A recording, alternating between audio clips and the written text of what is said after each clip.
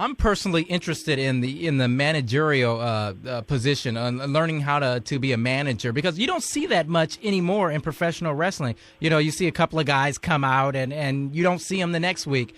That's the one I'm personally going to be interested in. Well, there, J.J. Dillon, one of the legendaries of all times, a Percival A. Friend, and Dr. Ken Ramey. He's, of course, going to be the MC of one of the events as well, right?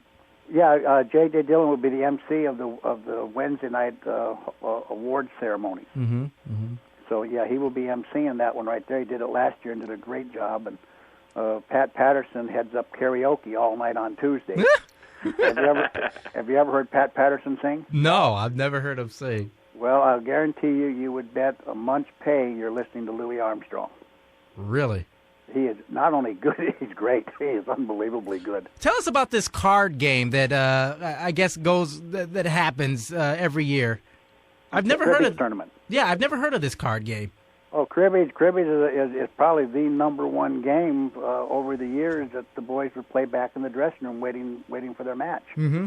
It's two guys play with a little board, and I don't understand it totally, to be honest with you, but sixes and eights are involved, and you play the card, and you lay them down, and you move your little peg around, and it's just a fun game that the guys love to play, and you can be halfway through a game, go in and have your match, and you come back and look where your pegs are, and you can continue on, and it's like a tournament that we have, and Dick Byers usually heads that up, the Destroyer, and of course, 1 year Butcher Paul Vachon won the title, and the next year I believe his brother Mad Dog won it, and then Percival Friend won it, and last year for the first time ever, just a fan, just a guy that loves wrestling, he defeated them all, and the trophy they get is beautiful. It's carved like the shape of the Destroyer's mask, has an actual mask embossed onto it with like an epoxy, and it's signed, and it's quite a collector's item, and it actually is made into a cribbage board.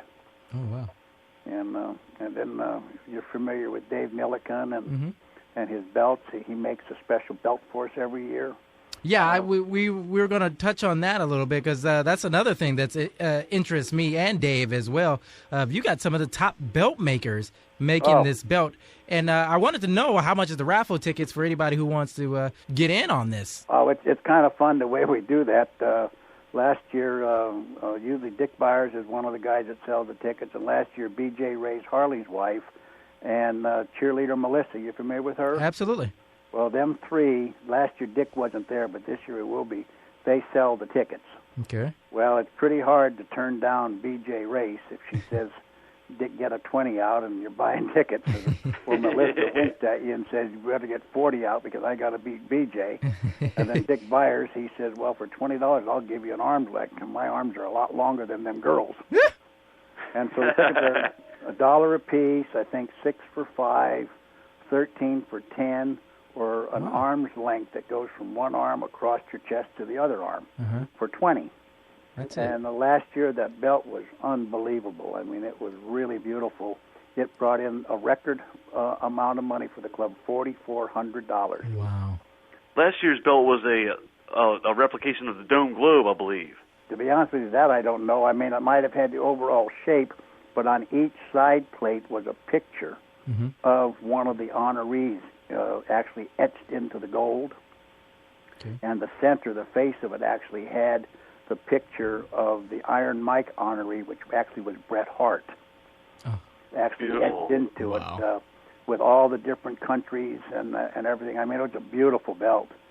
From what I've seen of this year's belt, it looks great, too. Yeah. Oh, this one here, is they've even outdone themselves. It's got all the pictures. Of course, you couldn't see the center plate and all the promo they put out on it because we don't let anybody know who's going to get the Iron Mike Award this year. Okay.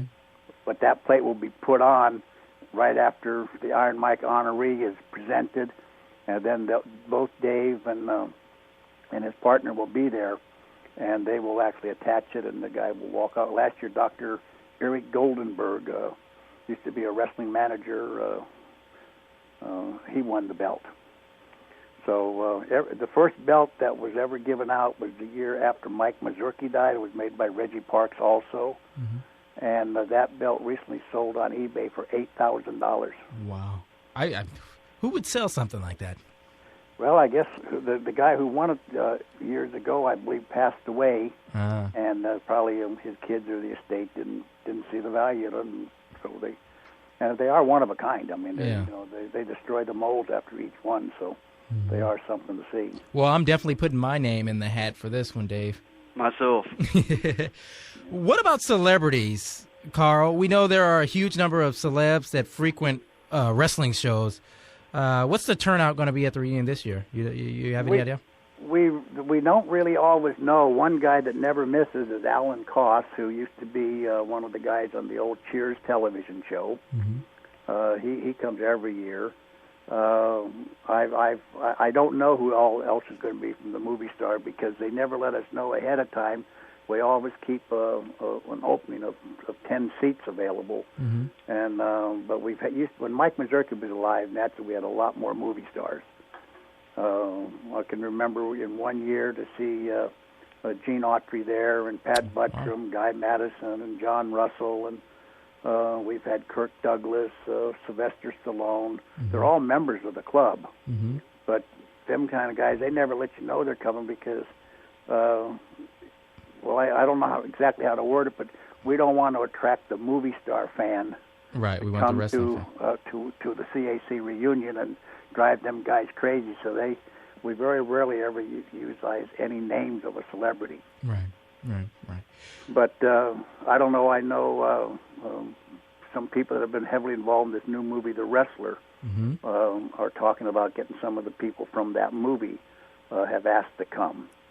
What about Mickey Rourke? Any direct from his people?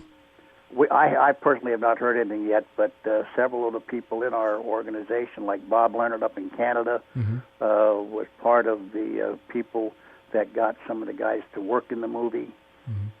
Richard Holmes out there in New Jersey that runs the wrestling promotion out there. They used his gym and little arena for a lot of the filming.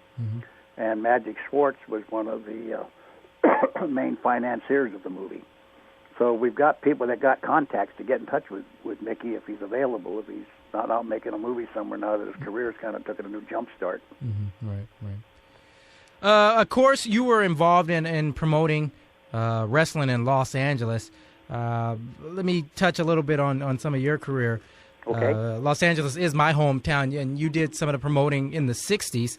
How difficult was it to spread wrestling on the West Coast compared to on the East Coast? Well, wrestling on the West Coast was actually fantastic. Even though I actually was involved with it from kind of behind the scenes in the 60s and 70s, but I actually started my own promotion in '79, which at that time was called OWW. And California Pro Wrestling. And I promoted old San Bernardino Arena. You're probably familiar with that. I don't live that far from San Bernardino. Okay, well, it was the old arena on G Street. It was one of the original ones from the 40s. It was fantastic, identical to Bakersfield and Ocean Park and Southgate. There was 5 buildings built identical. And we promoted there on Sunday evenings in the Olympic Auditorium every other Friday. And then the Showboat Hotel in Las Vegas, I did that twice a month, and Laughlin, Nevada twice a month. Okay. And that was the era of Tora Tanaka, John Tolis, Freddie Blassie, Gordon and Goliath, that era of guys. I hear tons of stories from friends and even my dad about John Tolis and how he used to do his promos. They used to mock him and pretend that they were Tolis right there in the mirror. It's hilarious listening to him. Oh yeah. Well, I would if I had to name the best mic man in the business during my time in promoting and in the wrestling business, it would be John Tolis. Yeah.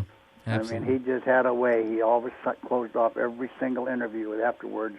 And remember, there's only one way to spell wrestling: T-O-L-O-S. You know, and right. then every other sentence, there's no question about it. No question.